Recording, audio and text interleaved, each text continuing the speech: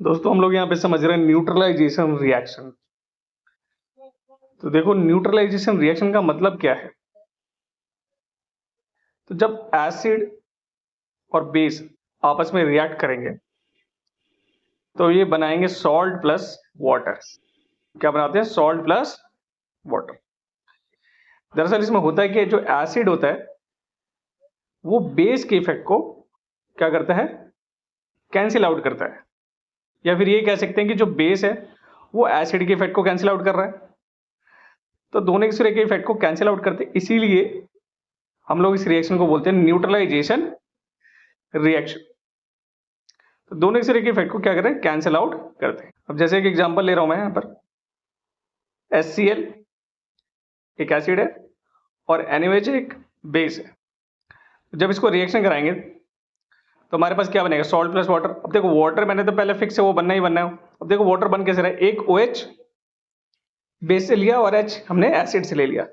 तो H और OH मिलकर हमेशा क्या बनाएगा? वाटर। क्योंकि वाटर में देखो 2 H है और एक ऑक्सीजन है और बाकी क्या बचा? Na और Cl। तो सिंपल बना दिया हमने, सॉल्ट NaCl।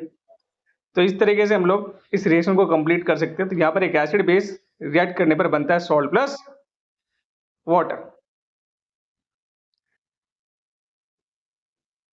अब जो सॉल्ट बन रहा है ये न्यूट्रल सॉल्ट बन रहा है। न्यूट्रल मतलब इसका जो टेस्ट होगा ना खट्टा होगा ना ये कड़वा होगा, क्योंकि बेस आपको पता है कड़वा होता है, एसिड जो है खट्टा होता है।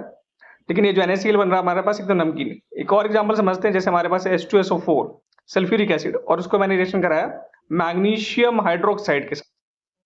तो MgOH होल ट्वाइस जो अपना बेस है और H2SO4 अपना एसिड है। तो जब इन दोनों को रिएक्शन कराएंगे हम लोग तो कॉन्सेप्ट क्या करें? वाटर बनेगा और क्या बनेगा? सॉल्ट।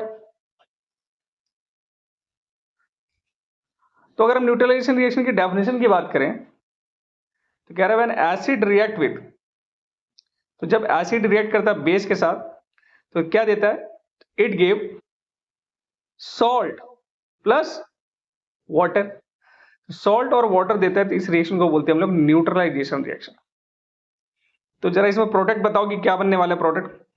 जरा सोच के फटाफट बताओ कि प्रोडक्ट क्या बनेगा। तो देखो H और OH दोनों मिलकर क्या बनाएंगे? यहाँ पे 2 H है और 2 हाइड्रोजन भी है। तो 2 OH और 2 हाइड्रोजन दोनों मिलकर क्या बनाएंगे? 2 मॉलिक्यूल वाटर। याद रखना 2 मोल वाटर बनेगा इसमें। और सॉल्ट क्या बनेगा यहाँ पर? MgSO4। तो सॉल्ट बन जाएगा हमारा MgSO4।